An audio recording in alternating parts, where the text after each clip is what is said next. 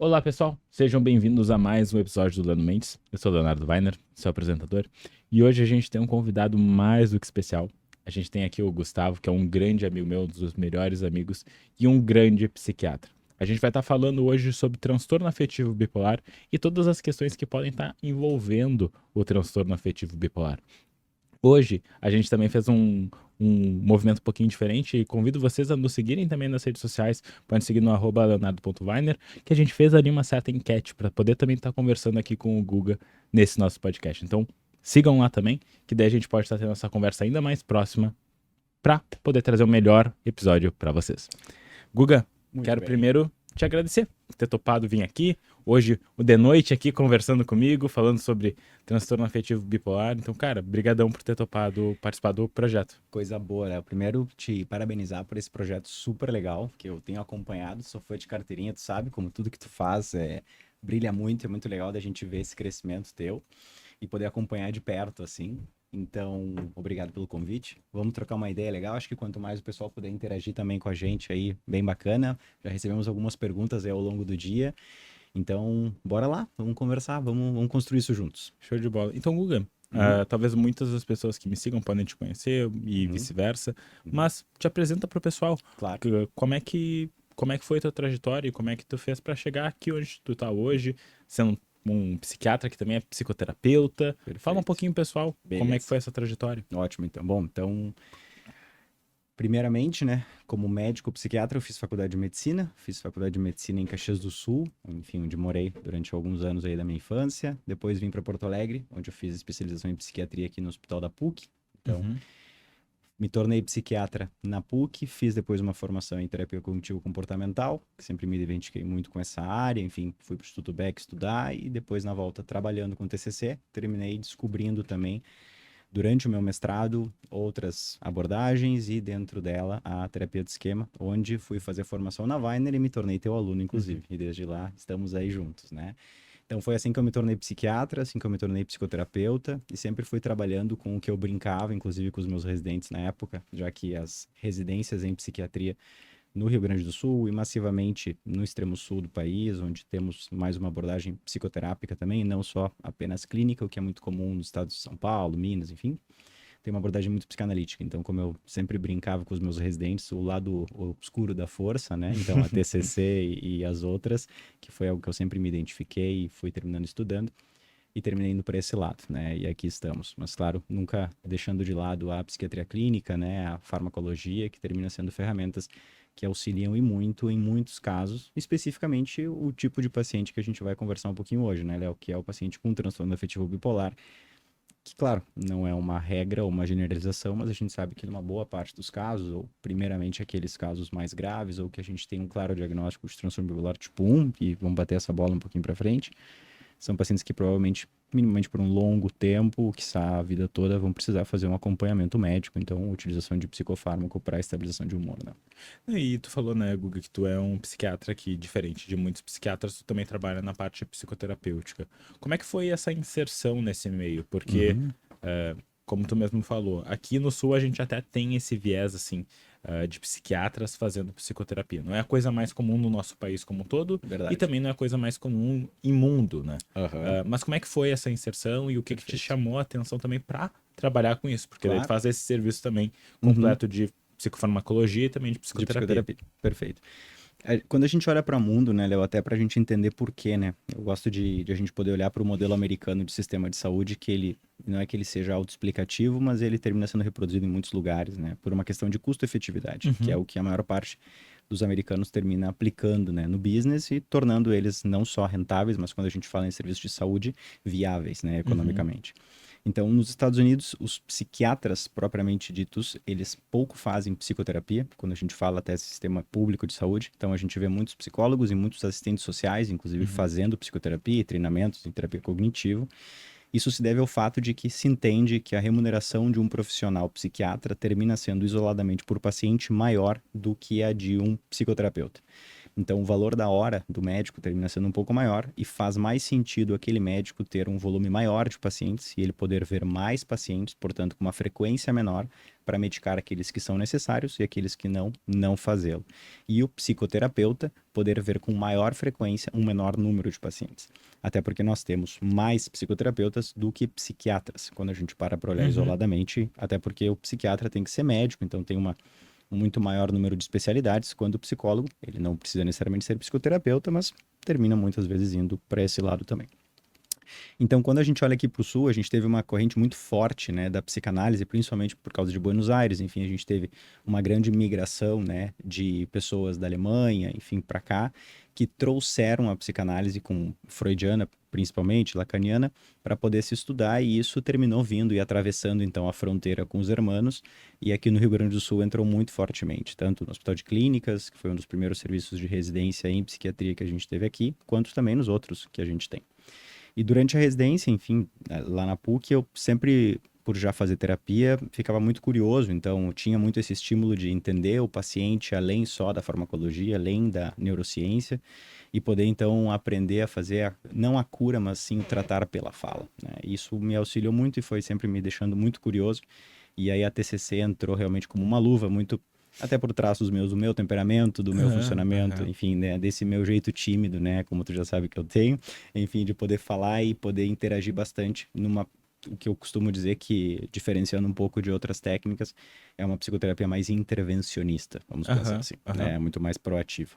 Então, me identificando com isso, fui correndo atrás, porque, naturalmente, eu não acredito que como psiquiatras nós nascemos psicoterapeutas. Como psiquiatras, nós somos médicos psiquiatras e sabemos clinicar. Então, fui em busca do aprendizado e de formações para poder, então, me tornar um psicoterapeuta e, com essas ferramentas, poder trabalhar com os meus pacientes desta forma combinada, mas eu fazendo essas duas partes. E hoje é massivamente o que eu faço no consultório. Tenho pouquíssimos pacientes dos quais eu apenas faço a parte clínica. Então, alguns, inclusive, contigo, com teu pai, enfim, que são pessoas parceiras que trabalham de uma mesma forma, né?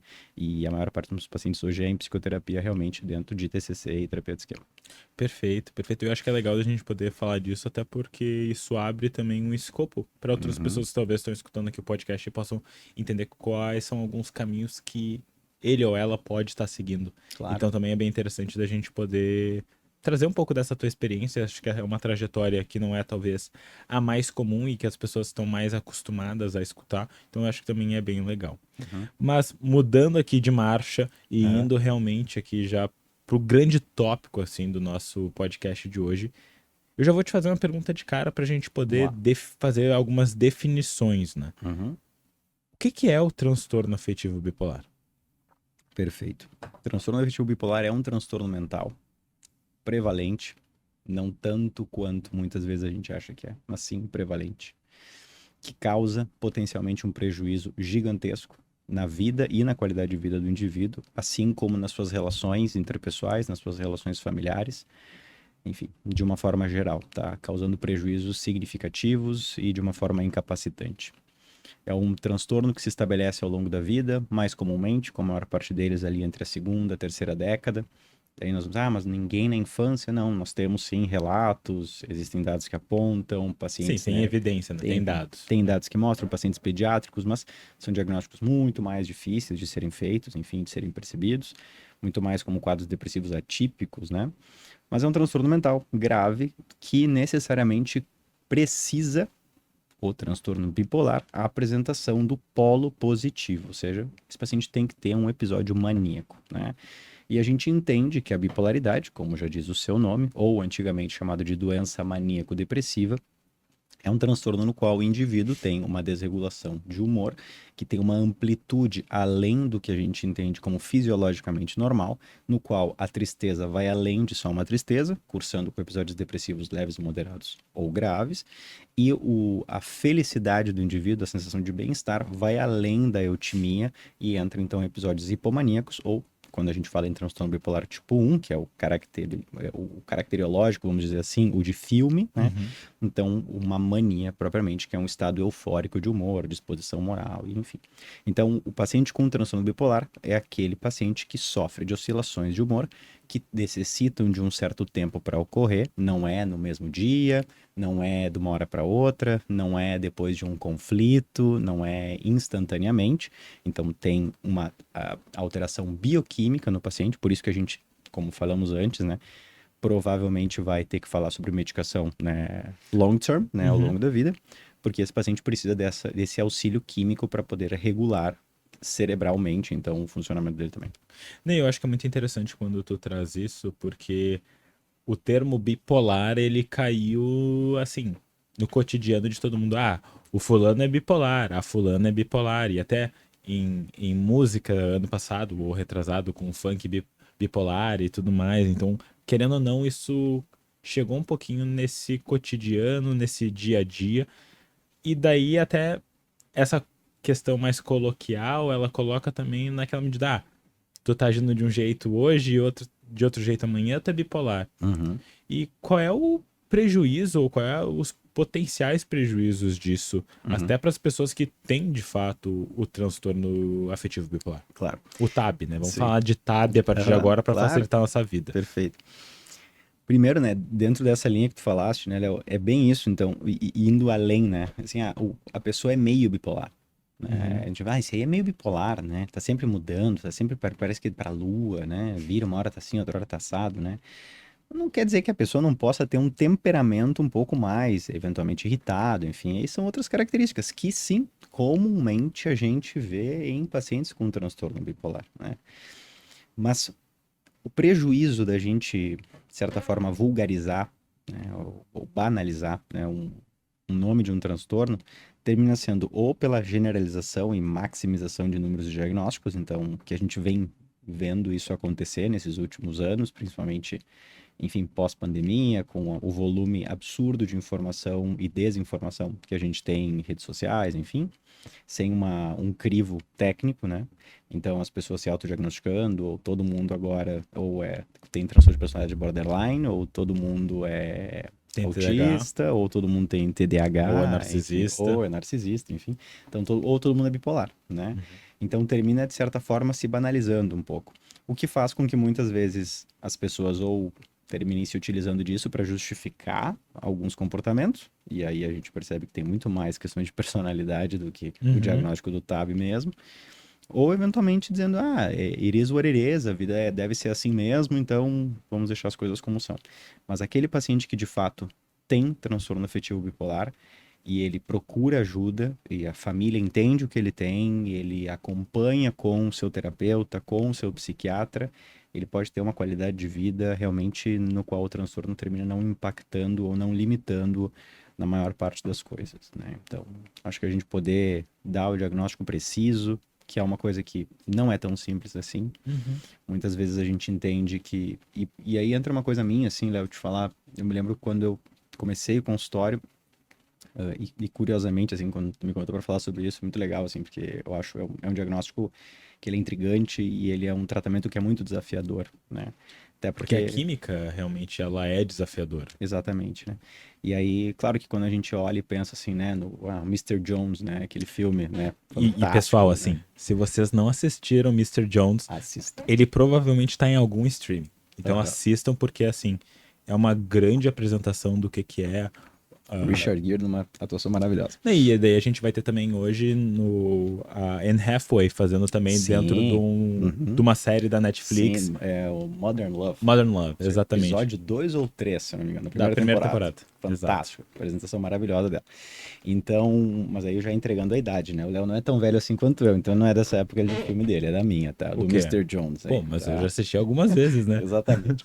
Mas falando, enfim, sobre a apresentação, né, dos pacientes.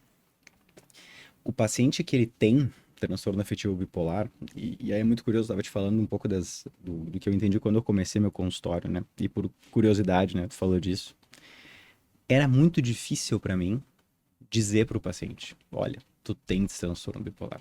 E aí a gente vê, né, como, e fazendo uma autorreflexão sobre isso, como a gente também tem um certo preconceito, né? Estigma que também é... um estigma, assim, porque a percepção que eu tinha é, eu vou estar dando uma sentença para esse cara.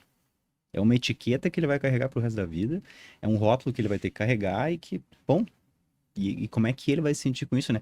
E além de mais, será que eu vou conseguir aguentar esse tranco do lado dele? Dizer, fica tranquilo, tu tem transtorno bipolar, tá tudo certo, né? Mas não tá tudo certo, né? Provavelmente não esteja tudo certo. Pode ser que fique, né? Porque a tendência é que a pessoa está buscando o tratamento psiquiátrico, psicoterapêutico num momento agudo, seja de uma Exato. depressão ou talvez mais difícil do paciente buscar num episódio de mania ou de hipomania, mas pode, porventura, Uhum, se apresentar em terapia. Então, exatamente. é realmente muito mais comum se mostrar isso no momento agudo. Exato. É bem isso mesmo. E, obviamente, aproveitando o gancho do Mister Jones, pessoal, assistam, um baita filme mesmo, assim, acho que é um excelente material de psicoeducação, né? É muito legal.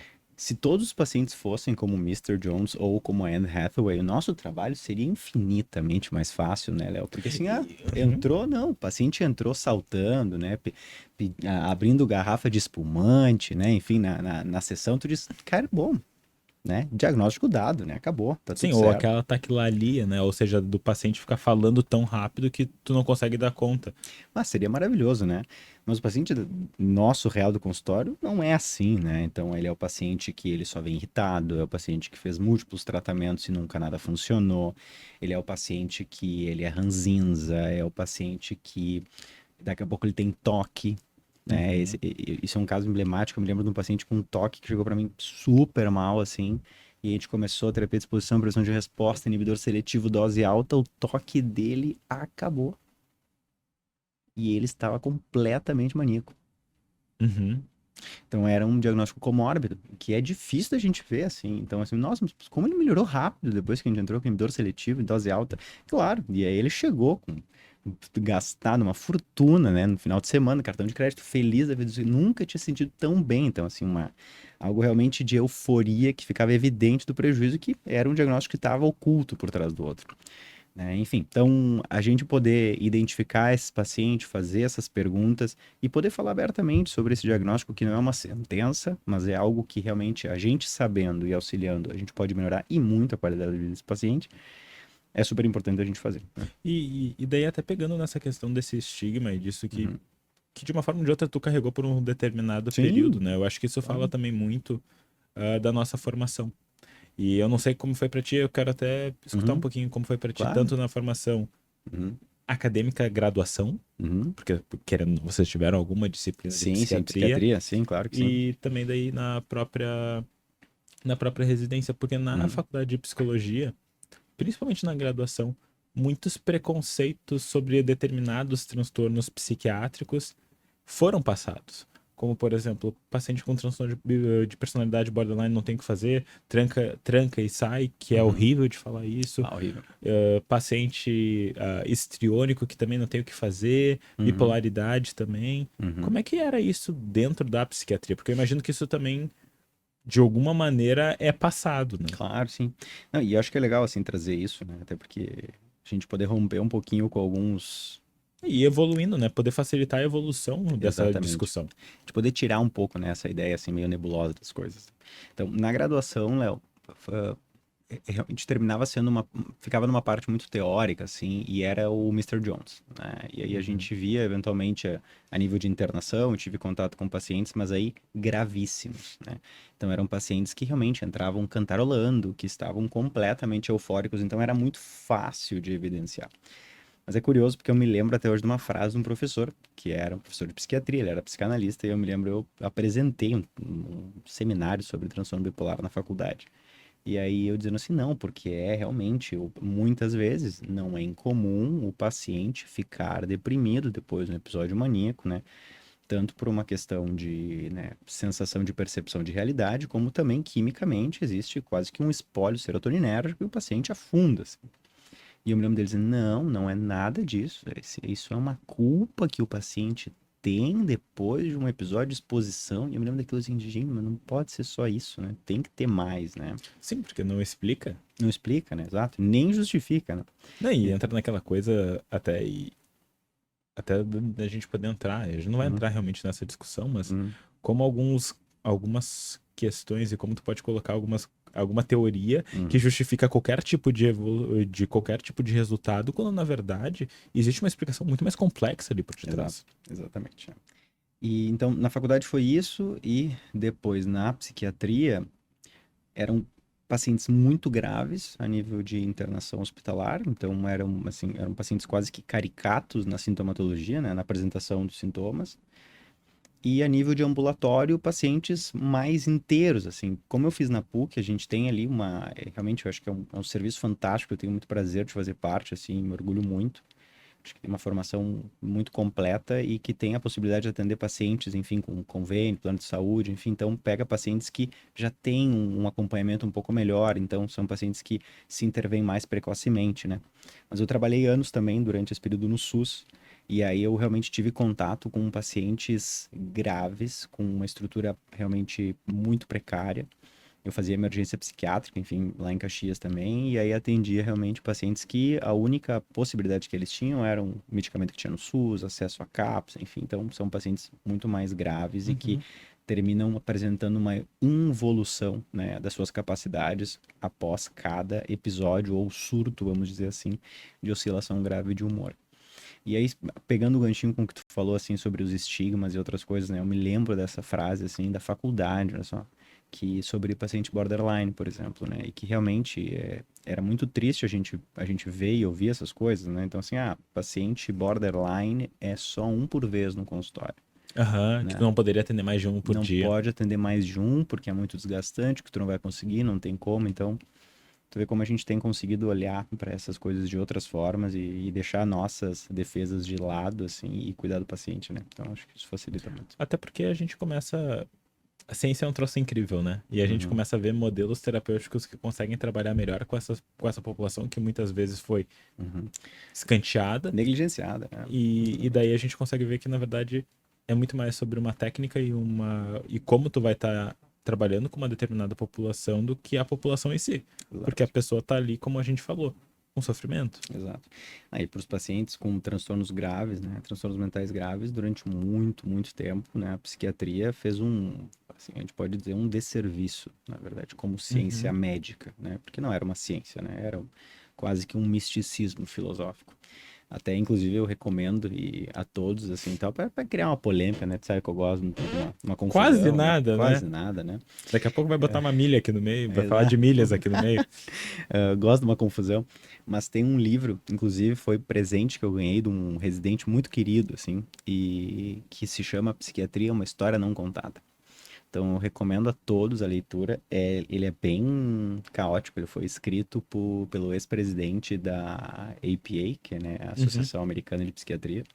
E ele conta, assim, um relato, uma narrativa incrível de como realmente a psiquiatria foi se instalando como uma pseudociência e a dificuldade que foi dentro da psiquiatria mesmo, para ela poder se tornar o que ela hoje é, que é uma busca constante por explicações dentro da neurociência, um entendimento cerebral, enfim, de como realmente as conexões funcionam e como a farmacologia pode auxiliar dentro desse processo. Então, eu acho uma leitura, assim, fantástica, assim, eu devorei no final de semana e realmente faz a gente ponderar muitas coisas, assim, e entender como que a gente chegou até aqui e como a gente precisa continuar em movimento, né, dentro desse entendimento dos pacientes. Não, muito importante, né? Eu acho que pra gente ir fechando nesse ponto é a questão. Eu falei isso com o Igor e com o Bernardo. Eu Uhum, falei que não tem problema a gente ter certas ideias e certas concepções que a gente vai, que a gente acredita. uhum. A grande questão da ciência é a gente poder ter as hipóteses, testar elas, ver se elas funcionam. Se elas funcionam, ver também se existem outros modelos que vão funcionar melhor. E a gente sempre, sempre, sempre se voltar à pesquisa, se voltar ao que está realmente sendo produzido. E eu acho que isso fala muito também até do próprio TAB, É, porque exato. essa modificação desse estigma tem acontecido, de novo, às vezes a passos mais largos, outros mais curtos, mas tem andado de alguma maneira. E tu já falou um pouco sobre essa dificuldade de fazer o diagnóstico dessa Uhum, população. sim. Como é que se faz esse diagnóstico e quais são as dificuldades que podem ser muitas vezes encontradas no diagnóstico? Uhum. Quando, aí entra uma coisa que tu falaste antes, né, Léo? Quando é que esse paciente chega para nós, né? Aham.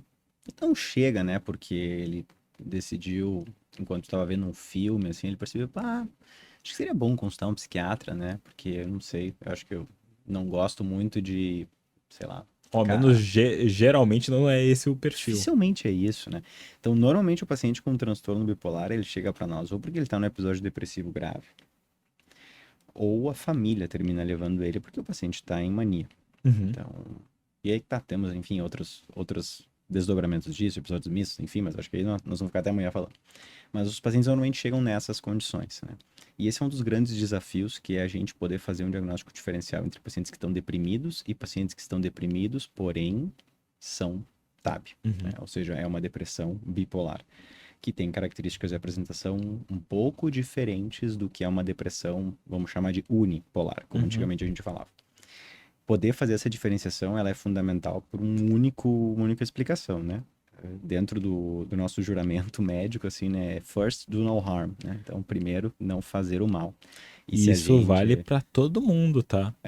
Psicólogos, nutricionistas, qualquer profissional de saúde, não machuquem os pacientes de vocês. E como a gente não tem em psiquiatria, diferente de outras áreas médicas, algum exame que seja cientificamente comprovado para poder fazer um diagnóstico clínico exato ou o mais próximo disso, que seja estatisticamente significativo. Que realmente a gente possa confiar. Exato. Então, a entrevista clínica e, óbvio, enfim, ferramentas, entrevistas estruturadas, questionários, enfim, nos auxiliam. Mas é a entrevista clínica que faz o diagnóstico. E a gente diferenciar um paciente é fundamental, principalmente pelo tratamento que a gente vai introduzir para aquele paciente. Então, um paciente com transtorno bipolar que está no episódio depressivo, se a gente entrar pesado com um tratamento antidepressivo exclusivamente para ele, sem algum tipo de precaução em função do risco desse paciente potencialmente ser bipolar, porque a gente nem suspeitou disso, nem levantou essa possibilidade, é um paciente que potencialmente vai ter um prejuízo muito grande, né? Como aquele paciente que eu te falei do toque que eu tive, né? Que, enfim, terminou tendo uma virada em função do tratamento. Então, a gente poder olhar e se questionar com muita curiosidade, fazendo realmente uma investigação, é fundamental. Mesmo a gente fazendo, às vezes, a gente termina não percebendo, porque pode ser o primeiro episódio do paciente. E às vezes isso acontece. Então, nisso fica mais importante ainda manter esse acompanhamento, trabalhar muito com o vínculo com esse paciente, enfim, auxiliar ele a monitorar essas mudanças de humor e ficar muito alerta a pequenas alterações rápidas em resposta a um tratamento que a gente não esperava que daqui a pouco o paciente fosse responder tão rapidamente, porque a gente sabe que realmente o tratamento farmacológico costuma levar um certo tempo para ter uma resposta significativa no que diz respeito à apresentação de sintomas, né? Então, os pacientes chegam normalmente nesses dois momentos, ou deprimidos, e aí a gente tem que poder fazer esse diagnóstico diferencial, ou num episódio hipomaníaco ou maníaco, que normalmente a família leva, ou esse paciente vai para uma emergência, termina chegando para nós. Não é incomum esse paciente precisar de uma internação, seja ela hospitalar ou domiciliar, então uma internação com a família, no intuito de tentar tirar ele de um desses extremos que ele se encontra. E tu falou, né, dessa diferenciação entre a depressão unipolar e a depressão bipolar. Seria legal, de repente, tu poder dar uma explorada um pouquinho sobre isso. Eu acho que também é legal daí a gente já pensar, um paciente que está apresentando uma depressão, a gente não sabe, não fechou de repente o diagnóstico, é sempre aquilo. É um transtorno depressivo maior até segunda ordem. Até segunda ordem. Exatamente. Então, a gente vai ver algumas mudanças de apresentação, né? De típico para atípico. Então, por exemplo, enquanto no típico eu vou ter um paciente que tem um aumento de apetite e insônia, nós vamos ter um paciente que vai ter hipersonia e vai ter inapetência, né? Então, a gente começa a olhar, tá, que mais? Porque isso é muito pouco, né? Então, a gente tem pacientes que têm irritabilidade, que é uma característica que, se a gente procurar no DSM, em nenhum lugar, tirando nos quadros de infância e adolescência, irritabilidade está associada à depressão. Tá, isso quer dizer que todo irritado é bipolar? Não, claro que não. Mas a irritabilidade a gente sabe que termina sendo uma característica mais comum dos pacientes com transtorno bipolar do que aqueles que não apresentam. Irritabilidade, impulsividade, também é outro sinal muito importante que termina nos levando a pensar mais num paciente com uma depressão bipolar. E esses seriam os principais gatilhos para a gente olhar. Além, claro, história familiar, né, perfil de temperamento, se esse paciente, como ele está dormindo, né, a gente sabe que esse é um dos principais sinais para a gente avaliar, então, um paciente que está instabilizando dentro de um quadro de TAB. Então, insônia, impulsividade, desesperança são coisas que a gente tem que ficar bem atento. E falando ainda sobre a depressão no indivíduo que tem TAB, uma das coisas que às vezes é muito falado, por exemplo, em aula, eu me lembro muito isso em aula, tanto na graduação quanto na pós-graduação. Se o paciente tem uma depressão muito, muito grave, fica de olho que pode ser TAB. fica de olho que pode ser bipolaridade. Qual é a evidência dessa fala? Porque assim, quantas vezes a gente também já não encontrou pacientes que têm uma depressão unipolar, um transtorno depressivo maior e simplesmente tem um transtorno depressivo maior grave. Exato. Não, não tem. Não, a gente não tem essa associação. A gente sabe que os processos depressivos em pacientes com transtorno bipolar podem ser muito graves, podem, mas assim como nos pacientes com depressão unipolar. O que acontece é que nós estatisticamente temos mais pacientes com depressão unipolar e aí nós temos faixas diferentes de gravidade, em um número maior, do que nos pacientes com transtorno bipolar, né? Então, isso é número absoluto, vamos dizer assim, né? Sim, tu basicamente está querendo buscar uma evidência com aquele pool que tu tem, aquele número de dados que tu tem. Exatamente. Então, eu tenho 100 pacientes com depressão, 10 tem Uma depressão bipolar, Uhum. que é mais grave, e aí os outros 90 não. Então, não dá pra gente fazer essa generalização, assim. Sim, é mais um mito do que É. qualquer outra coisa. Não, Então, a gente tem aí um viés de avaliação, né, nos pacientes. De aferição, na verdade. e importante a gente saber disso, né? Porque, de novo, não sei se tu já ouviu isso, mas eu já ouvi isso a rodo, né? Do pessoal falando. É porque qual é o construto, né? Como eu te falei antes, que termina a gente ficando um pouco mais atento é a impulsividade, principalmente. A impulsividade que o paciente com transtorno bipolar costuma ter mais na sua apresentação é o trigger que a gente termina associando a um maior risco. O que não quer dizer que os pacientes com depressão grave unipolar não tenham esse mesmo risco, né? Então, não dá pra gente fazer isso. Senão, a gente teria que pensar que a depressão bipolar é sinônimo de tentativa de suicídio. E não é o caso. Sim. Não Até é porque isso. a gente vai ter, dentro dos estudos de suicidologia, Uhum. várias tipologias de Sim. pacientes que vão Que tentar. vão fazer medidas, né, autolesivas, enfim, ou contra a sua própria vida. Exatamente, né? Então até é bem legal da gente pensar isso. Claro. E saindo de um polo e indo pro outro, Vamos pro outro. adorei a minha piada aqui, eu me total. senti muito bem fazendo isso. E aí em breve um stand-up de Leonardo na sua cidade. Gostei. Vai ter 3 pessoas assistindo. Mas eu vou estar lá de carteirinha, certamente. Mas pensando assim, o que é mania e o que é hipomania? Principalmente, óbvio que a gente vai ter transtorno de humor misto, a gente vai ter ciclotimia, mas se a gente for olhar Sim, vamos lá, principalmente... olhar para isso, que são os definidores de doença, né? Uhum, Mania é o definidor de doença bipolar, né? A diferença de mania para hipomania é quando a gente vai olhar os critérios e bota um do lado do outro, assim, no DSM, né? O que a gente vê é o grau de prejuízo ou disposição. uhum. Não tem assim, não, é de 0 a 100, é 73. Cadê minha não tem. escalinha Likert? Não temos escala nenhuma, tá? Para isso. Então, a gente vai avaliar o grau de prejuízo que o paciente tem, se é significativo ou não. Então, se é algo incapacitante ou não. A gente não consegue mensurar assim, o paciente teve um prejuízo de 10 milhões de dólares, ou o paciente teve um prejuízo de 10 dólares. Não, até 150 dólares. Não.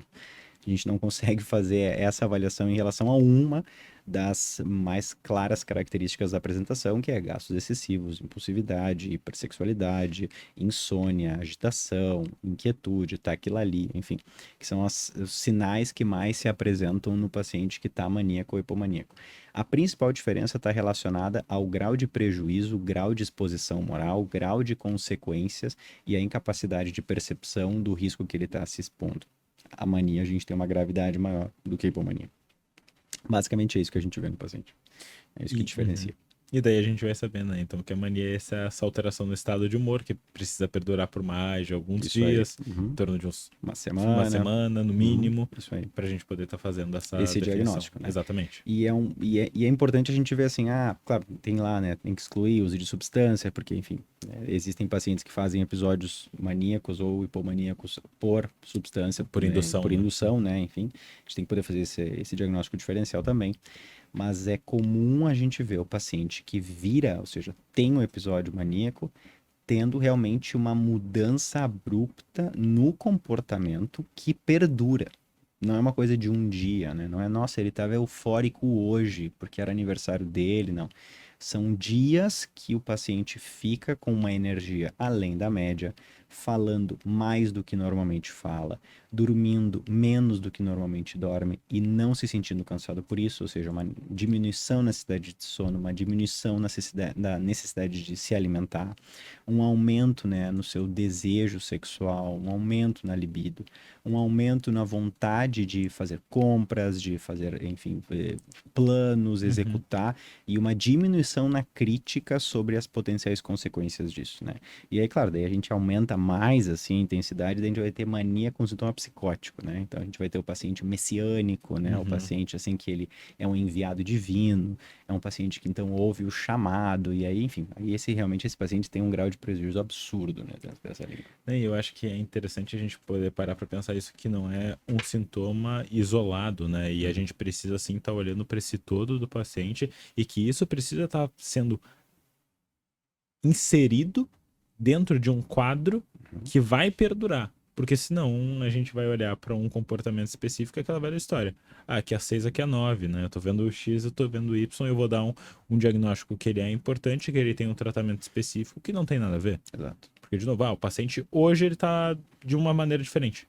Tá, vamos avaliar como é que ele vai nesses outros dias. A gente não precisa também se precipitar na tomada de decisão clínica. Exatamente. Claro, exceto quando o paciente está numa situação, obviamente, né, absurda e aí a gente tem que intervir rapidamente, mas assim, é muito pontual. Sim, muito na pontual. média, generalizando. A gente tem que acompanhar, né? E o paciente com transtorno bipolar, de uma forma geral, o tratamento dele é um acompanhamento de rotina. Esse paciente precisa ter rotina. Quanto mais for dias similares, exercícios de autocuidado, manutenção disso, isso dá estabilidade para o paciente. Então, né, quanto menos ele se expor a riscos de instabilidade, né, melhor, claro, menos gatilhos. Né? E é aquela velha história, a gente sabe que a vida ela acontece, muitas coisas acontecem, e a gente vai estar querendo uma média, né? É uma média de regularidade, a gente está querendo uma média de sono, porque, de novo, a gente está querendo deixar essa química balanceada. Exatamente. E aí vem uma coisa super importante, né, Léo, que tu me perguntaste no começo da nossa conversa, que é sobre o ser psicoterapeuta e psiquiatra, né? E eu acho que essa é uma das coisas mais importantes quando a gente está com um paciente com um transtorno bipolar, que é o paciente... Não é que ele tem que comprar a ideia, ele tem que aceitar a ideia e abraçar a ideia. Ele precisa ser o principal parceiro no tratamento dele. Então, o paciente com transtorno bipolar, ele tem que entender que algo está diferente. As flores estão mais coloridas. O perfume da minha colega de turma está um pouco mais intenso. Eu tenho a impressão que aquela professora me olhou diferente hoje. Essa percepção da mudança da leitura das coisas que até outro dia estavam estáveis e que começa a ficar um pouco mais over, o paciente ter essa crítica auxilia muito em monitorar e a possibilitar, enfim, viabilizar intervenções mais precoces que literalmente salvam neurônios, né? Então, que impedem que esse paciente acelere mais, suba mais, enfim, que termine tendo um episódio maníaco, então, eventualmente. Por mais difícil que seja, mas que a gente tem que poder assumir, eu sempre falo para os pacientes que os pacientes adoram estar em mania. Porque estar em mania realmente é fantástico, porque tudo é possível, porque não há tristeza, não há dificuldade, tudo é viável, né? Tudo é grandioso, mas o depois é terrível, então não é assim, né? Então a gente tem que poder também trabalhar com os pacientes, eles aceitarem que o prejuízo é muito maior do que aquela sensação de benefício que tem naquele momento. E a gente poder entender que não é porque a gente está se sentindo bem que isso vai se manter e que o prejuízo... Porque assim, precisa ser uma análise Precisa ser uma análise. O que eu tô ganhando, o que eu tô perdendo, como que vai ser tudo isso. E é fundamental que a gente faça isso. E na terapia a gente vai estar realmente buscando essa autonomia do paciente. Exato. Eu acho que essa é uma questão que às vezes é um grande mito no tratamento da bipolaridade. Que pacientes bipolares, eles não são autônomos no seu tratamento porque eles são dependentes de medicação e da psicoterapia. O que é uma grande mentira, o que é uma grande falácia, porque na verdade, talvez até mais do que alguns outros transtornos, o papel ativo do paciente na bipolaridade é fundamental para conseguir fazer a manutenção, a avaliação e ficar atento a qualquer tipo de alteração que possa vir a acontecer. Exatamente. Perfeito, é bem isso aí mesmo. O paciente é o principal monitor dele mesmo, né? Então, E eu gosto de dizer, né? Nós, como terapeutas, a gente não salva ninguém. uhum, Nós somos, na verdade, a gente está acompanhando e auxiliando todo esse processo. E é importante que a gente consiga colocar isso para os nossos pacientes para dar essa responsabilidade no tratamento. Porque o paciente tem responsabilidade. claro que Nós sim. temos. Sim, junto Mas, com ele. mas também uma responsabilidade compartilhada. Compartilhado. Exatamente. Perfeito. E daí, Guga, tu falou Uhum. uma coisa muito interessante, né? Que a gente sabe que também pacientes com bipolaridade vão ter pensamentos acelerados. Sim. Uhum. Mas não é o único transtorno Não. psiquiátrico que tem pensamentos acelerados. Não, não. E nós não estamos falando como é que é da síndrome do Pensamento pensamento acelerado. acelerado, né? Porque, só assim, eu já falei isso com o Simon, mas só pra gente reiterar, qual a evidência da síndrome do pensamento Isto acelerado? não existe, né? Enfim, né? Não tá na CID, não tem diagnóstico, não tem código, né? Não tem, como é que é? A ANS não tem código para isso, né? Uhum. Então, enfim, o INSS não reconhece. Tá, então vamos pensar nisso e acabou essa história, né? Só para vender livro. Mas falando assim, até de Uhum. TDAH, que a gente sabe que vão ter pensamentos acelerados, o TAG também, né? O TAG, transtorno de é. ansiedade generalizada, também apresentam pensamentos Uhum. acelerados. Como que a gente diferencia esse padrão de pensamento acelerado dessas duas psicopatologias que são bem prevalentes Uhum. do TAB? Completamente. Isso é muito difícil, Léo. Tá? E aí, assim, eu desafio qualquer psiquiatra e psicólogo que diga que não, que isso é óbvio e é fácil, porque a pessoa não viu os pacientes certo, então, ou se viu, viu errado, né? Então, eu realmente entendo que é difícil fazer essa diferenciação, ela não é óbvia e ela tem muitas pequenas características que terminam fazendo com que a gente vá para um lado ou para o outro. Então, no paciente com TAG, a gente percebe que tem um sofrimento associado a esse pensamento e a gente vê que normalmente esse paciente tem esses pensamentos associados a ideias muito de necessidade de controle e a intolerância à incerteza, né? E uma questão muito voltada ao futuro também, né? Preocupação com desfechos catastróficos. Então a gente termina, se a gente fosse querer colocar meio que num gráfico, assim, a gente vê que o paciente com TAG é aquele paciente que está com medo daquilo. O paciente está sofrendo com as possibilidades, né? E com uma maximização das probabilidades. Então esse paciente maximiza os riscos e minimiza a sua capacidade de, no caso desses riscos ocorrerem, ele conseguir resolvê-los, né? Então esse é o padrão de pensamento mais acelerado que esse paciente tem. O paciente com um transtorno bipolar é um descarrilhamento nos pensamentos. Ele realmente não consegue acompanhar o próprio fluxo de pensamentos e comumente ele termina demonstrando isso, né, para os seus pares, né? Ele termina falando isso, tem fuga de ideias, ele entra num assunto, vai para o outro, não concatena direito, né? E o paciente com TDAH termina muitas vezes se perdendo no meio do caminho, né? Então, assim, quando ele vê, ele olha onde é que eu estava mesmo, assim, ele começa numa coisa, vai para outra, mas diferente de um descarrilhamento que parece que tem uma pressão de fala no paciente com transtorno bipolar, o paciente com TAG, ele tem, o paciente com TDAH, ele tem uma certa hiperatividade na sua ação, o pensamento dele é muito mais ligado e ao mesmo tempo distraído, mas diferente dessa pressão que o paciente com transtorno bipolar termina tendo. Mas sim, são características que a gente tem que avaliar caso a caso para poder fazer esse diagnóstico diferencial, sempre tendo a ideia de a possibilidade de codiagnósticos, né, dessas comorbidades e fazendo essa avaliação ao longo do tempo, porque a gente sabe que, inclusive, a nossa hipótese pode mudar, né, com as intervenções e com a evolução do quadro. E até é importante a gente pensar, na medida que tu vai falando isso, de que isso é um sintoma. Aham, exatamente. É uma queixa, uma demanda específica.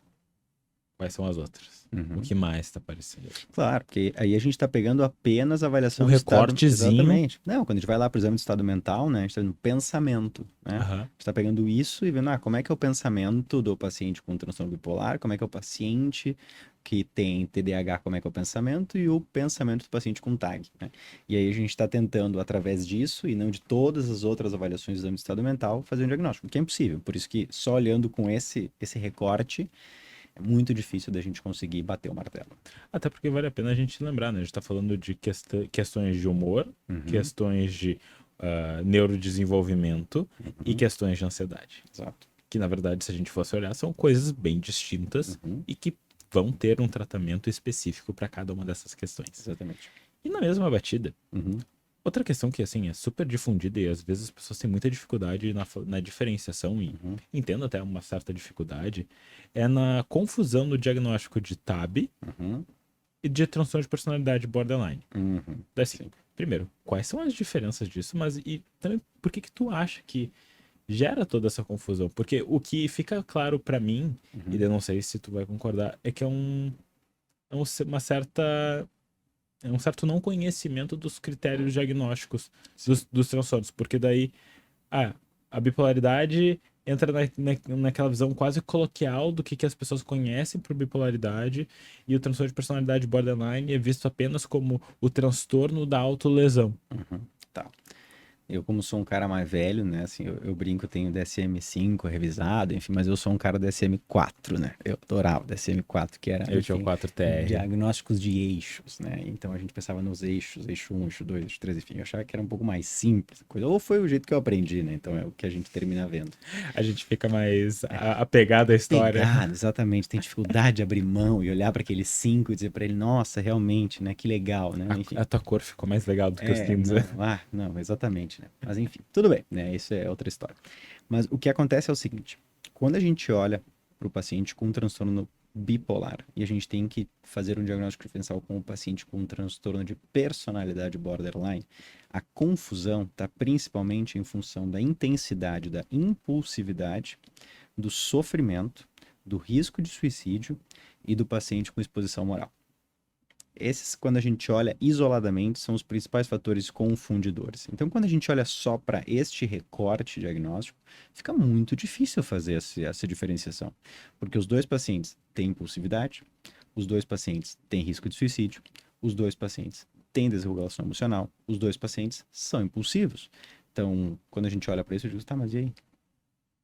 Como é que a gente diferencia?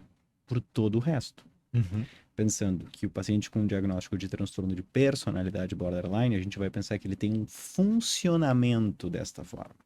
Claro, principalmente quando ele ainda não recebeu um tratamento, ele não entendeu como isso funciona. Então, imagina aquele paciente cru, que nunca teve uma exposição ao que é, o que ele tem, o que ele sofre, como ele funciona.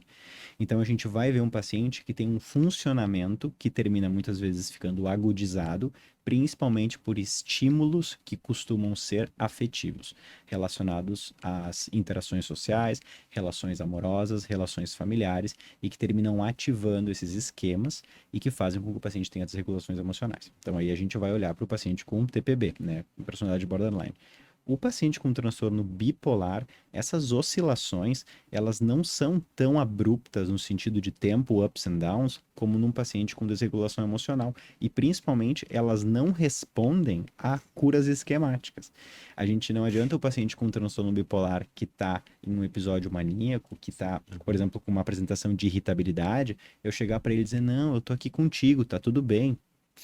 É uma questão muito química. Exato. Então ele vai atropelar. É muito diferente, né? E ele vai realmente ficar atropelando por um bom tempo. Então, este paciente a gente percebe, e ele, quando sai da crise, ele tem uma clareza muito maior de que, nossa, eu não estava sendo eu mesmo naquele Uhum. momento. E é um paciente que, entre crises, pode ter um funcionamento completamente normal, né? Sem apresentação de prejuízos nas relações interpessoais ou de um sofrimento que termina ficando enraizado. E aí, olhando para os tratamentos, por mais que tenha saído, eu acho que uns 2 meses atrás, saiu no JAMA uma revisão sobre tratamento farmacológico em paciente borderline, enfim, acho um pouco questionável. O paciente bipolar, o fármaco costuma funcionar muito bem. No borderline, a gente trata sintoma. Uhum. No borderline, a gente trata o episódio depressivo que ele entrou. No borderline, a gente trata a impulsividade que esse paciente tem. A gente termina tentando fazer um composê para auxiliar numa diminuição da intensidade dos sintomas que o paciente tem nos momentos de desregulação. Diferente do paciente bipolar, que a gente está tentando prevenir que ele tenha um episódio, seja depressivo ou maníaco. Perfeito, eu acho que isso daí já deixa bem claro e delimita muito bem o que que é um e o que que é o outro, né? E eu acho que assim, volta para isso, para aquela questão, se eu tô com tanta dificuldade disso, voltem e releiam os critérios diagnósticos. Porque na medida que tu lê os critérios diagnósticos é muito claro. Exato. Então, assim, acho que é também uma questão da gente poder se instrumentalizar para a Uhum. gente poder fazer isso. E eu Exato. entendo que, de novo, várias universidades não vão passar isso e a gente não vai ter o critério bonitinho. Mas aí é o Uhum. nosso trabalho também É, como clínico exato. de fazer a nossa. Exatamente. A gente buscar. Exatamente.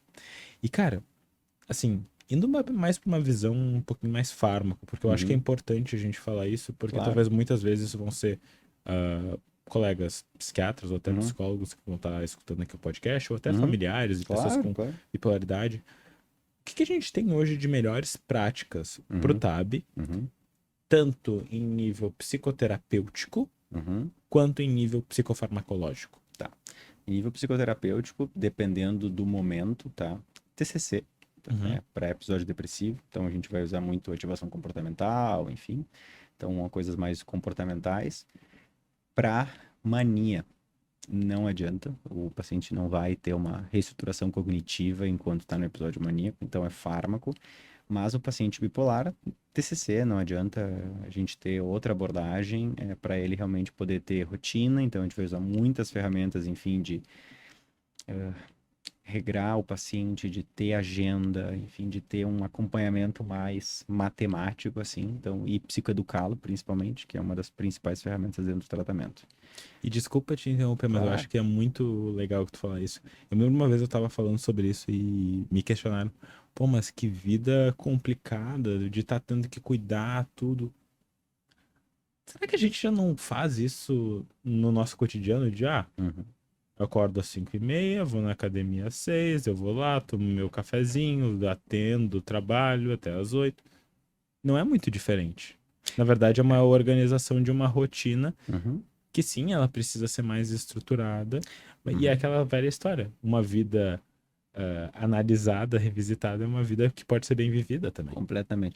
Se bem que assim, gente, pelo amor de Deus, acordar às 5h30 da manhã igual o Leonardo, eu não acordo há muito tempo, porque assim, eu acho que aí tem outro problema, enfim, mas fica para outro podcast a gente falar sobre isso. Daí eu Brincadeiras vou à chamar parte. alguém que faz tipo gerenciamento de tempo pro podcast, daí eu vou botar a Aham. minha agenda. Eu Daí acho que vamos ver. sim, assim, eu dizer, se vira nos 30, vou dizer pra ele, né? Tá Brincadeiras à aqui, ó, parte. tá o case. Pum. Exatamente. Brincadeiras à parte, né?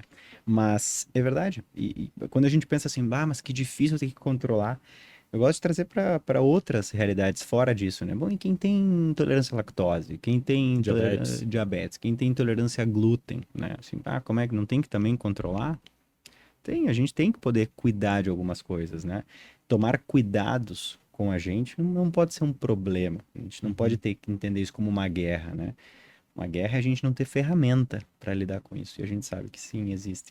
E quando a gente olha daí para farmacologia, tá, Léo? Obviamente que com transtorno bipolar a gente vai falar de estabilizador de humor, tá? Uhum. E aí a gente vai falar então tanto dos anticonvulsivantes, quanto do lítio, quanto também dos antipsicóticos, né, de segunda e terceira geração, que devam ter esse efeito também, tá?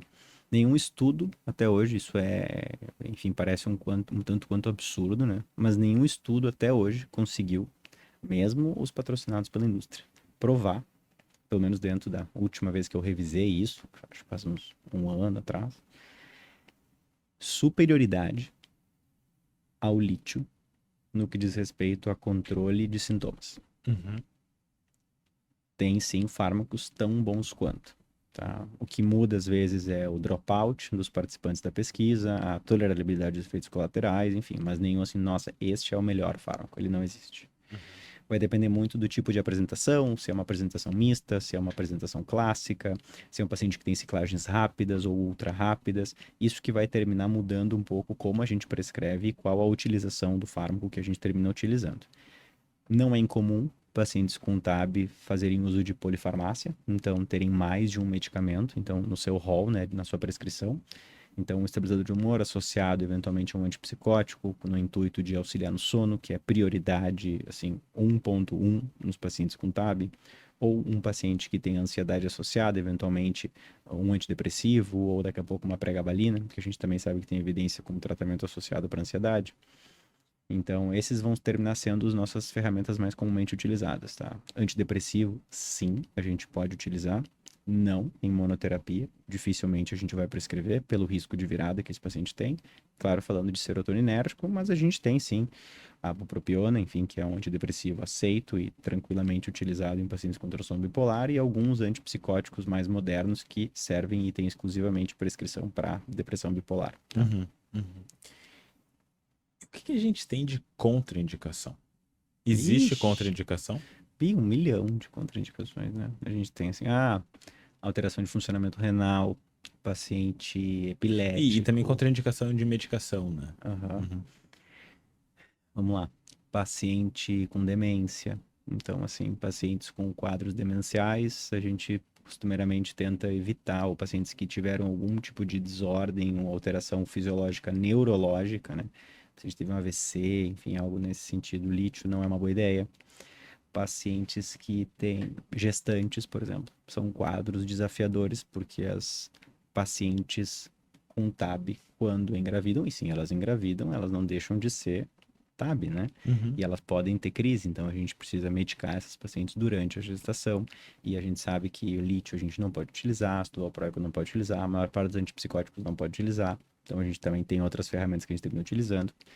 Tem pacientes que têm alergia aos fármacos, tem pacientes que têm insuficiência hepática, e a maior parte dos fármacos em Uhum. psiquiatria são metabolizados no fígado, então no citocromo P450, então não dá para utilizar. Então, assim, bastante coisa. Paciente que tem alteração de funcionamento da tireoide, por exemplo, a gente normalmente não costuma utilizar lítio, porque ele compete com o iodo. Então, sim, tem bastante coisa. E daí eu acho que isso só reforça a importância da gente fazer esse tratamento combinado e poder Combinado. ter essa conversa do Uhum. psicoterapeuta com o psiquiatra para poder fazer Completamente. isso, até mesmo de poder fazer essa avaliação, porque assim, a avaliação ela não tem que ser só psíquica, ela precisa Não, ser sistêmica. exatamente. E a gente, E essa parceria ela é fundamental, né, assim, né, do psico e do psiqui, né, para o paciente, né? Então, se tem uma coisa, eu me lembro que eu sempre gostei, por exemplo, quando a gente tinha paciente juntos, né, era de a gente tá conversando e tu, não, mas tava pensando nesse remédio, essa coisa, o que que tu acha, assim? Uma coisa muito legal quando a gente vê, né, hoje, enfim, faço muito pouco isso, mas é muito legal quando a gente vê, e eu vejo isso dando supervisão para alguns psiquiatras, enfim, quando tem essa situação do psicólogo do paciente, o terapeuta do paciente, entender de psicopatologia, entender de psicofarmacologia e poder discutir com o psiquiatra e debater com ele alternativas e estratégias, porque termina auxiliando muito e potencializando muito a eficácia desse tratamento, claro. né? Então, não ficar apenas na mão, né, do psiquiatra, assim, a escolha do fármaco, senão termina às vezes sendo uma coisa um pouco aleatória, meio randômica, assim. Até porque daí entra numa outra questão, né? Às vezes o nosso paciente ele não vai no psiquiatra que a gente conhece, que a gente confia, e Exatamente. mesmo no psiquiatra que a gente confia, às Aham. vezes a gente vai ter algumas escolhas terapêuticas que a gente vai. Tá, mas por que que tu foi aqui? Ah, não, porque eu avaliei aquilo e daí fez sentido com isso. Pô, legal. Exatamente. Mas às vezes a priori pode não fazer sentido, né? Não, e também a gente tem que pensar numa coisa, né? Olhando para o modelo americano, como eu te falei antes, né, Léo? Pensa, o psicoterapeuta vê aquele paciente toda semana há 6 meses. E ele entendeu que esse paciente precisa de medicação. Esse paciente vai no psiquiatra, daqui a pouco pelo plano de saúde. A consulta, infelizmente, a gente vê muitos colegas trabalhando assim, vai durar 20 minutos. Com sorte, 30 minutos. Qual é a diferença nos dados e na Uhum. percepção desse paciente que tu tem versus o que aquele psiquiatra vai ter? Incomparável. Daqui a pouco o paciente naquele dia estava tudo bem. Daqui a pouco naquele dia estava tudo mal. Muda drasticamente. E aí o psiquiatra já prescrever ele naquele momento baseado nisso, enfim, é uma receita para o fracasso do tratamento, né? Perfeito. E quais são. E existem. Tu falou das medicações que a gente pode Uhum, utilizar, né? sim. Quais são. Existem medicações que a gente não deveria utilizar no tratamento com pacientes com transtorno afetivo bipolar? Especificamente uma que é controversa e que, enfim, tem o CANMAT, que é inclusive recomendo todos lerem, é o maior guideline de tratamento para transtornos do humor do mundo, que é desenvolvido no Canadá, enfim. Frequentemente eles lançam novas edições e uma leitura maravilhosa que fala sobre quais são as melhores práticas baseadas em evidências, enfim, é um guideline super completo para tratamento de todos os transtornos de humor. E o que o CANMAT costumava, se não me engano, na última versão isso mudou, mas havia uma contraindicação de uso de venlafaxina para tratamento de depressão em pacientes com transtorno bipolar e depressão. Então, pacientes com depressão bipolar, contraindicação de uso de venlafaxina, mesmo associado a estabilizador de humor, o antidepressivo específico, né?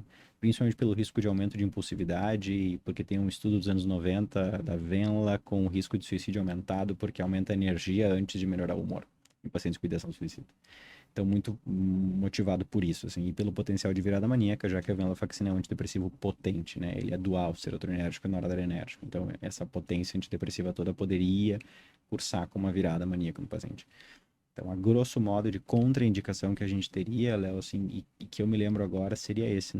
Os outros fármacos, não tem nenhum que se, não dá para usar isso em paciente com transtorno bipolar. Não. Daí é mais uma questão de um ajuste também dessa química e desse acompanhamento para poder ver o que vai realmente estar funcionando melhor. Né? E da necessidade do paciente, né? Então, assim, quando a gente fala psicoestimulante, dá para usar? Dá para usar.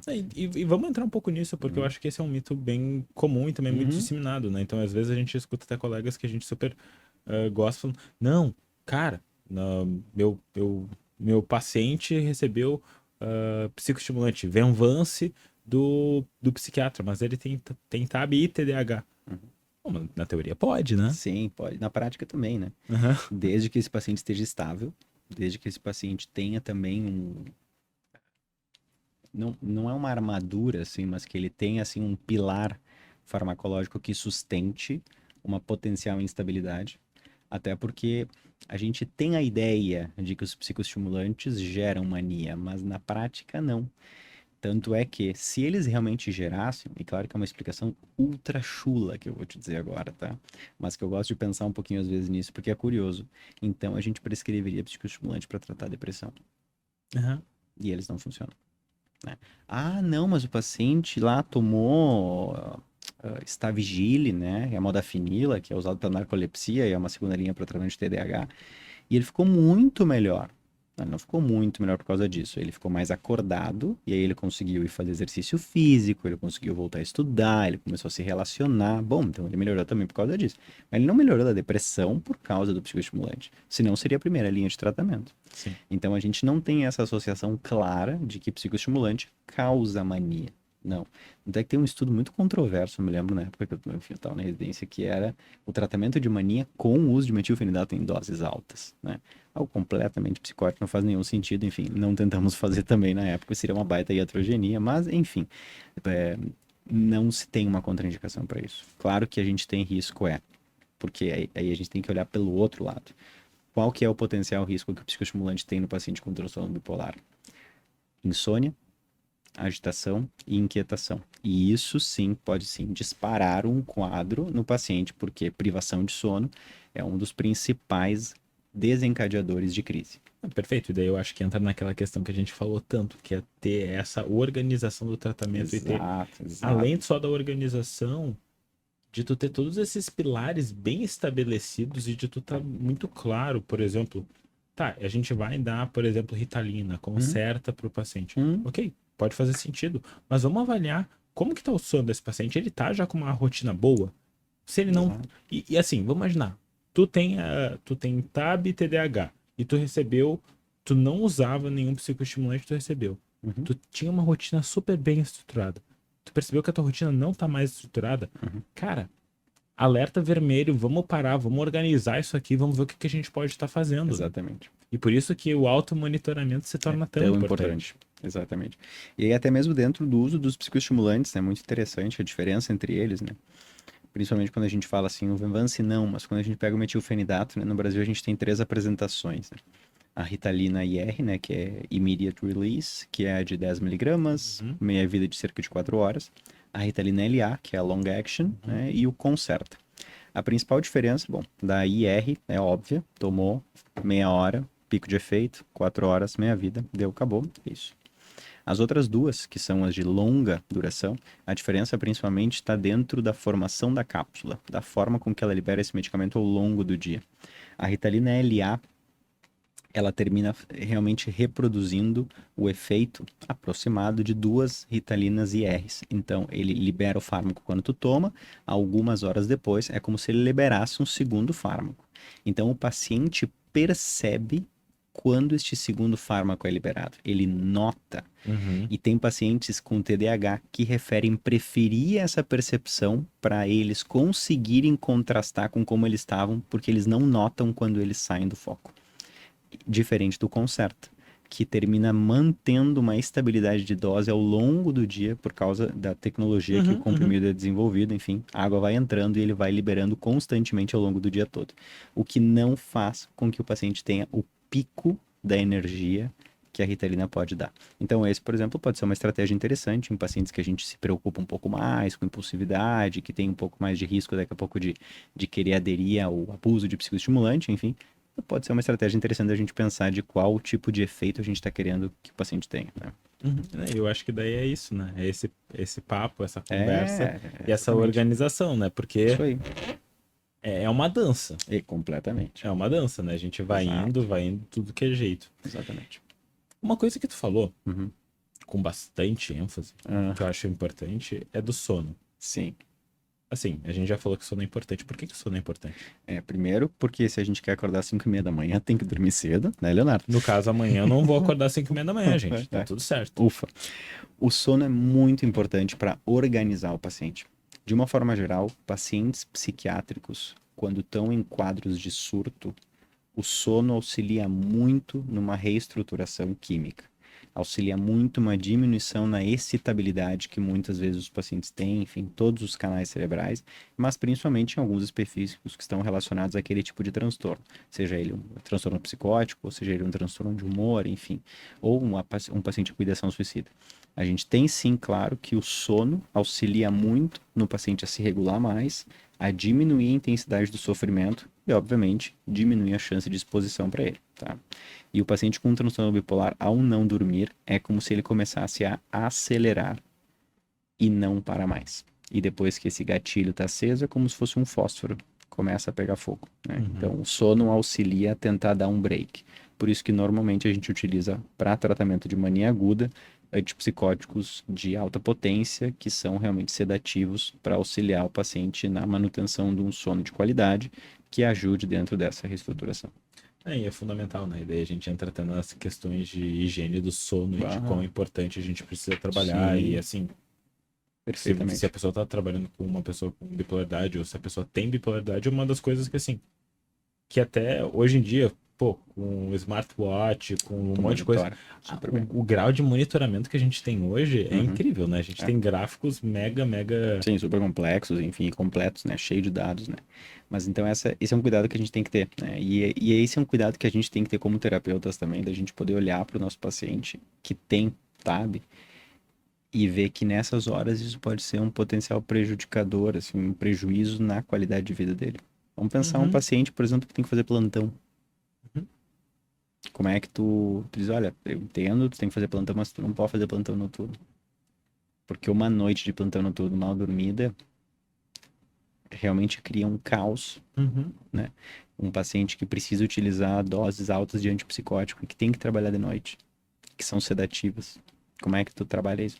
Então, tudo é tu equacionar, né, o tratamento do paciente extremamente de uma forma personalizada e atendendo às necessidades que vão além só da saúde mental dele, mas necessidades na vida dele. Da qualidade de vida, né? A gente Exato. fala muito de prática baseada em evidências e um dos aspectos que a gente sempre precisa pensar na prática baseada em evidências também é no desenvolvimento de qualidade de vida do paciente.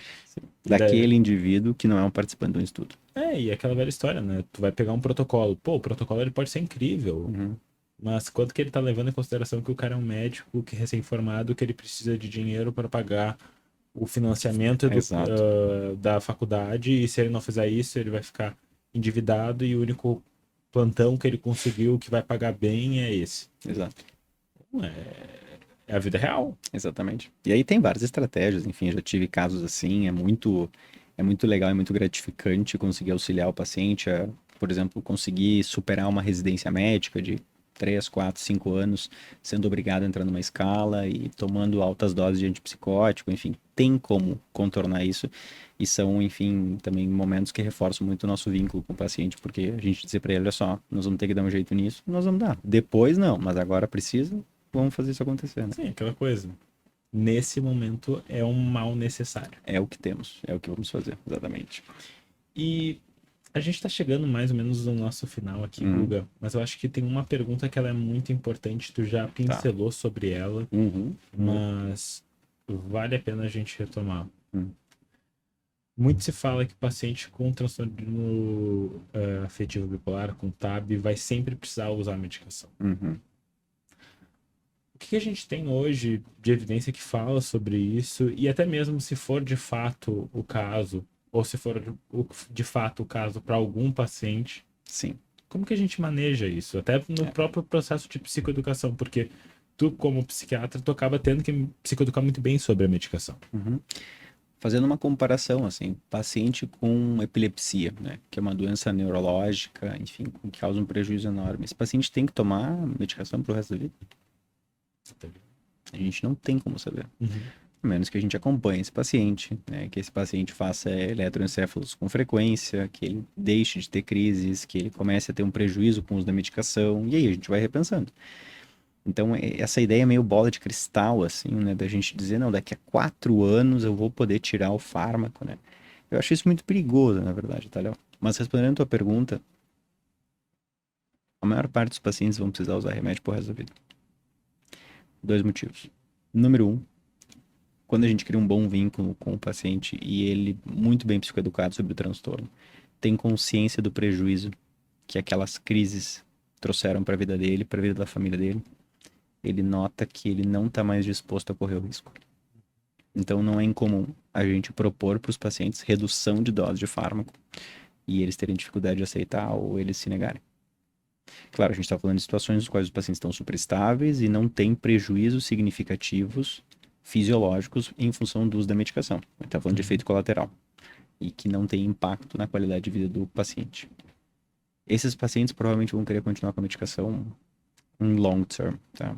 Segundo, a gente sabe que pacientes que tem um estudo com lítio, por exemplo, pacientes que usam lítio têm menos incidência de demência do que outros pacientes. E é um estudo bem enviesado, enfim, né? Ele é mais observacional que qualquer outra coisa, né? Tanto é que teve um monte de gente que saiu fazendo manipulação de lítio tomando para prevenir demência. Não é exatamente isso. Mas cada episódio... Isso aí é o famoso ciência de resumo, né? Sim, é o MBA, Medicina Baseada em Abstract. E aí a gente tem que olhar para isso, né? E ver, bom, cada episódio de humor que o paciente tem, isso gera uma poda neural, efeito kindling, né? Que a gente chama, que é irreversível na maior parte das vezes. Então, vamos topar expor o paciente a isso ou não? Vai depender do caso, né? Um paciente com transtorno bipolar tipo 2, que teve uma leve exposição, algo pequeno, uma crise. Vamos ver, 2 anos, a gente reavalia, vai vendo, hábitos de vida saudável, psicoeducação, booster sessions a cada 3 meses, a gente vai vendo. Paciente com transtorno bipolar tipo 1, episódio psicótico, maníaco, delírio de grandeza. Cara, eu não tiro o remédio desse cara, né? Pelo menos não por 5 anos. E depois de 5 anos, que idade esse paciente tá? Qual o momento de vida dele? Tem família? O que que ele faz? Então tem muitas coisas que entram em jogo daí, né? E aí o paciente começa a ficar exposto a um risco de perder muito. E eu acho que é isso que a gente tem que poder olhar, né? Ver qual é o prejuízo que o paciente pode ter e se nós, como dupla terapêutica, né, nós e o paciente, estamos dispostos a, entre aspas, arriscar, né? Claro, tem paciente que está ganhando peso, o paciente está com prejuízo funcional, o paciente não tem libido. Bom, óbvio, nós temos que mexer, né? Porque não funciona, o tratamento não está funcionando. Sim. Mas, enfim, é uma pergunta difícil de te responder, porque eu acho que ela é muito individualizada. E eu acho que é isso que a gente faz no final das contas, né? A gente faz um trabalho individualizado para cada paciente vai ter um tratamento Diferente. específico para ele e precisa ser exclusivamente para ele. E eu acho que entra naquela questão até da gente poder, na própria psicoeducação, de poder falar, bom, talvez tu tenha que fazer isso. E é aquela velha história, o paciente com diabetes vai tomar medicação pro resto da vida, vai ter efeitos colaterais, não é... De novo, talvez não é o que todo mundo gostaria, que ninguém se planejou no primeiro momento, mas uma vida com uma boa qualidade de vida, com certeza ela tem um peso maior do que o uso de uma medicação. Exato. E Guga, a gente tá chegando então aqui no nosso horário. Eu queria saber assim, como bons terapeutas cognitivos que somos, Se tivesse que fazer um resumo do que a gente falou aqui hoje, ou uma mensagem pro pessoal que tá nos escutando no podcast, o que tu falaria? Acho que eu diria o seguinte. Primeiro, que é uma coisa que eu gosto bastante de pensar, eu acho que porque eu ouvi isso muito na minha vida. Primeiro, estudem, né? Vamos aprender sobre, né, o transtorno bipolar. Não... Segundo, vamos levar a sério esse diagnóstico. Porque não é algo assim de, o paciente é meio bipolar, o paciente é algo bipolar, né? Terceiro, a gente precisa saber fazer diagnóstico, mas a gente tem que também poder abrir o nosso olhar para uma visão um pouco mais ampla, né? Então, a gente tem começado a falar muito de espectros, né, dos transtornos, né? Que eu acho que é uma coisa legal para a gente pensando no futuro. E eu acho que, assim, a gente ter esse diálogo aberto com o paciente. Se a gente não sabe de algo, a gente pedir ajuda para um colega, a gente buscar supervisão, a gente conversar sobre isso, estudar, trazer informação para o paciente, não ter medo de fazer as perguntas e não ter medo de não saber as respostas, né? Acho que essa é a parte mais importante, né? E pacientes com transtorno bipolar conseguem fazer coisas incríveis, ter vidas incríveis, viver momentos incríveis, e a gente poder fazer parte dessa história com eles, permitindo que eles sejam aquilo que eles merecem ser, apesar de algo que eles não controlam e que eles não escolhem. Acho que é um papel muito legal que a gente pode ter na vida deles, e isso cria histórias e vínculos fantásticos que perduram comumente por muitos anos. Então, acho que é isso. Legal. Acho que são boas mensagens, e que se todo mundo colocar na sua prática, com certeza vai resultar em desfechos melhores para os pacientes. Acho que sim. Acredito que sim. E Guga, minha última pergunta, essa eu sei que tu sabe, mas que eu faço para todos os convidados aqui no podcast. Vamos lá.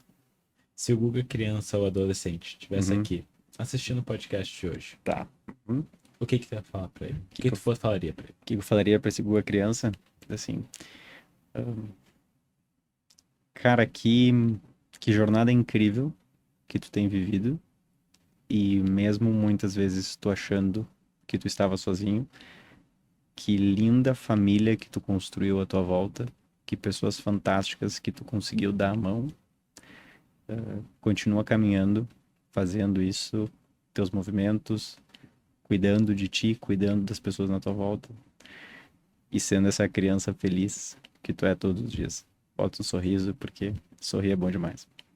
Que mensagem legal, Guga. Acho que isso. Mensagem legal. Tenho certeza que de alguma maneira deve ser bom falar isso, deve ser bom se conectar com isso. Bom demais. E daí eu te pergunto agora, chegando no final, onde é que o palco é teu? Onde é que o pessoal pode te encontrar para te seguir, para poder conhecer mais o seu trabalho? Tá, momento merchan agora. Exatamente. Me sinto um privilegiado em dizer que eu sou professor daquela que eu entendo como a melhor instituição de ensino em terapia cognitiva do Brasil, que é a Weiner. Não sei se tu conhece, te recomendo. Segue lá, @Weiner, tá? Weiner Psicologia. Então, eu sou hoje professor da especialização em TCC, sou também tutor do nosso novo curso de formação em psicopatologia e raciocínio clínico. Né? No Instagram também, enfim, @Gustavo.Aspiros, com Z as duas vezes. Sou um cara meio discreto nas redes, então não tenho redes abertas, enfim, sou mais arcaico e velho, assim, eu acho, né? Por mais que eu acredite muito e queira me convencer que eu não sou rabugento. Então, tá bom. Grumpy. Exatamente, mas mais ou menos é por aí, e a gente tá sempre à disposição, Léo. Obrigado de novo por esse convite, e poder dividir esse momento contigo é bom demais, como todos os outros também. E que tu continue trazendo sempre uma informação de qualidade, com muita técnica, mas com muito afeto também, que a gente vê que tu coloca nas coisas. Então, isso é realmente muito admirável e muito inspirador também para essa geração de terapeutas aí que está se formando na tua volta. Tá bom? Guga, quero te agradecer de novo por ter participado, foi incrível falar contigo. Sempre é um prazer falar contigo, né? Como se a gente não falasse quase todo dia, né? Exatamente. Mas, cara, foi um prazer. E, pessoal, agradeço vocês por terem participado, assistido, escutado mais um episódio do Leandro Mendes. Se vocês querem o Guga aqui de novo para falar sobre TAB ou qualquer outro transtorno, vocês já sabem qual é o caminho de vocês. Comentem um monte aqui no vídeo que a gente vai saber e a gente chama o Guga de novo. Estaremos de volta sempre que formos chamados aí, tá? Guga, obrigadão, querido. Obrigado de novo. Sempre. Bom demais. Pessoal, até um próximo episódio. Valeu. Tchau, tchau.